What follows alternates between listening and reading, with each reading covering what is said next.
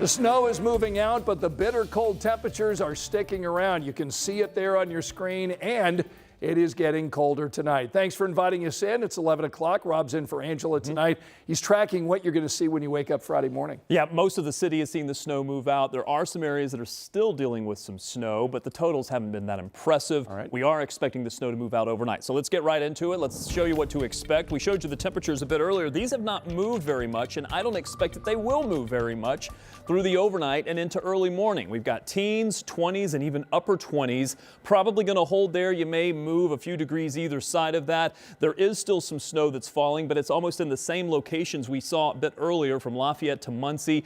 I haven't seen any snowfall totals that are that impressive. 1 3/4 of an inch or so. It's been kind of a light, fluffy snow. That's been some good news. I expect that your Friday will start in the 20s, but look at this. We're getting above freezing for most of you. I'll be back with a look at the warmer weekend coming up. All right, Rob, we'll see you in a little bit. We're getting new information tonight about that officer-involved shooting today on the city's southwest side. IMPD now telling us a man who shot at police is in the hospital right now after an officer returned fire. All of this unfolding near Washington Street and Lyndhurst Drive. Our Chase Howell has been talking with police and witnesses this evening. So, Chase, you learned this was prompted by something that happened about a half-mile away?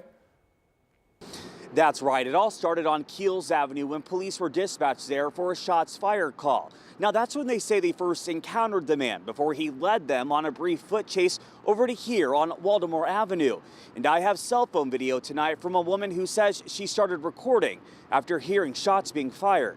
IMPD officers can be seen in this video with their guns drawn as they swarm a man sitting on the ground behind the Dollar Tree off of West Washington Street. The only thing I saw was people running and cops everywhere and the kid running, and there was customers running back to their cars because of gunshots. Here you can see him later being wheeled off on a gurney after police say an officer shot him, but not before he allegedly shot first. In this picture taken by IMPD, you can see what they say is the bullet hole left in the front of a squad car from at least one of the shots he fired. We don't want our officers in these positions, and we certainly don't want any community members injured as a result of encounters with the police. However, each one of these incidents has its own set of facts and circumstances. They have to be examined through that lens, and they have to be examined with the law at the front of mind. IMPD says the man may have been suffering from some sort of mental health crisis before and during the incident. We train our officers. We tell them what to look for. We give them de-escalation techniques. But when someone fires a gun at you, there's very limited time for de-escalation. Police believe this was an isolated incident. Again, police say the man who was shot was taken to the hospital and is expected to survive, and police did say that no officers were hurt during the shooting. Reporting here in Indianapolis, Chase Howell, 13 News.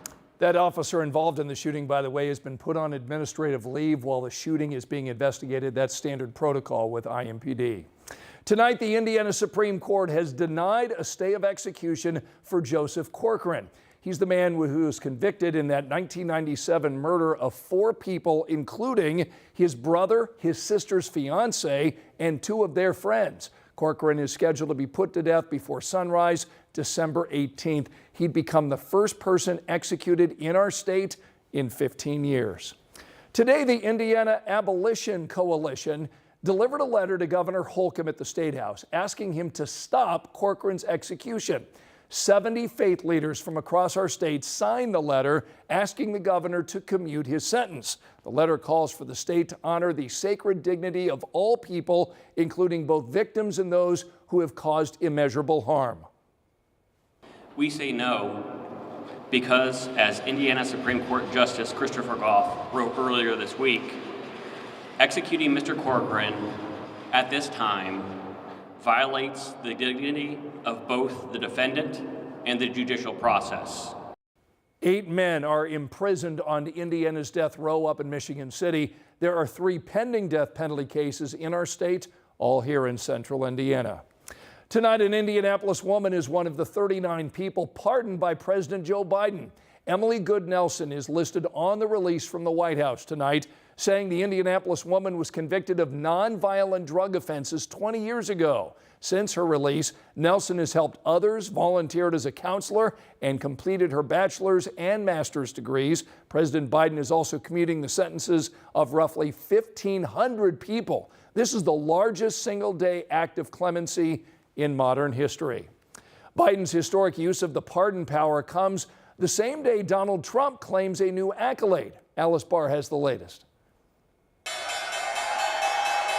President-elect Trump ringing the bell at the New York Stock Exchange, marking the start of the trading day and a personal milestone, being named Time Magazine's Person of the Year for the second time. I think I like it better this time, actually. The honor's a measure of the businessman turned politician's comeback election victory that he largely credits to winning on the economy. We're going to do things, I think, that haven't been really done before. We're going to be cutting taxes still further. Though in his Time Magazine interview, the president-elect appeared to shift the goalposts on a promise to lower grocery prices, noting it's hard to bring things down once they're up. At the same time, he's pressing ahead with plans for steep tariffs on key trading partners that economists broadly agree could push prices up. We want fairness from other countries. We have not been treated fairly. President-elect Trump also telling Time one of his first acts in office will be to pardon most of the rioters accused or convicted of storming the Capitol on January 6th. That on the same day, President Biden set a new record with his pardon power, pardoning 39 nonviolent offenders, many convicted of drug offenses, and commuting the sentences of 1,500 people, including those placed on home confinement during COVID. For far too long, our criminal justice system has closed doors of opportunity. The largest single-day grant of clemency in modern history comes after President Biden faced bipartisan criticism for offering a sweeping pardon to his son Hunter. The president making end-of-term moves as his successor prepares to return to the White House.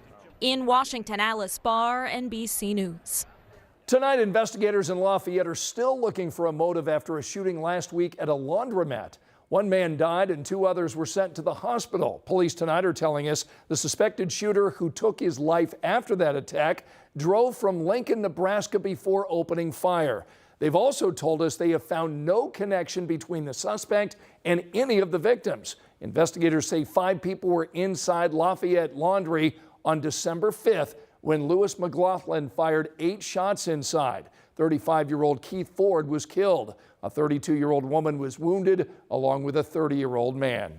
New tonight at 11, the Starbucks in Broad Ripple is closed after more than 20 years. People trying to visit the cafe today saw a sign on the door reading, "We will miss you, Broad Ripple." The coffee chain is building a new store at the corner of 62nd and Keystone. Well, the holidays can be very difficult for people grieving loved ones. Tonight, our Logan Gay went to a Christmas remembrance ceremony and learned how this event is helping Hoosiers during the holiday season. A room full of people with heavy hearts, raising their voices as one to share what's on their hearts, grief.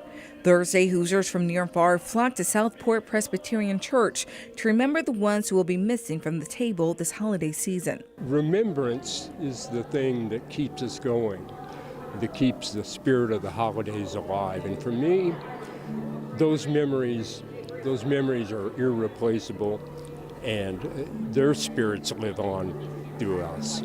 Joe Studeville and his wife are here remembering their parents, siblings, and friends who have passed away. They're one of the many people missing loved ones, not only this holiday, but every holiday. Some people even putting their loved ones' photos on display in front of the church. This is also a hard time of year, too, for people because they're grieving and they feel that sense of loss. This is a way they can come together with other people, share their stories, and share their memories. A season that is known for spreading joy. It can be hard for people to embrace that when they're thinking of the people who brought them the most joy not being here. Greg Williamson with Franciscan Health Foundation says this program follows their mission of taking care of the whole person from the moment of conception until they pass. I think it just reminds people that they're not alone in the grief process, and that it's okay to have that wide range of emotions, that it's okay to shed a tear, and at the same time, maybe in the same sentence, to be sharing something about the joy or the humor that that loved one brought into your life. And there's no right or wrong way to grieve. But the most important part is that you always find the light. In the end, we all have one another, and that's what's most important in this season. And a part of life. In Indianapolis, Logan Gay, 13 News.